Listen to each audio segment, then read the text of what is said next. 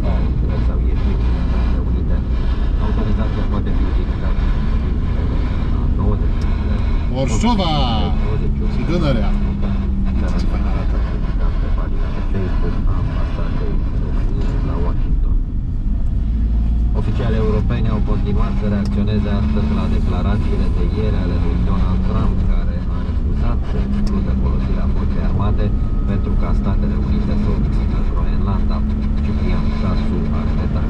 Uniunea Europeană nu le va permite altor națiuni, indiferent care ar fi acestea, să atenteze la granițele sale, a declarat astăzi ministrul francez de externe Jean-Noël Barrot. Reuters notează că diplomatul european a reacționat în acest fel la faptul că președintele ales al Statelor Unite, Donald Trump, a refuzat să excludă folosirea mijloacelor economice sau militare pentru a obține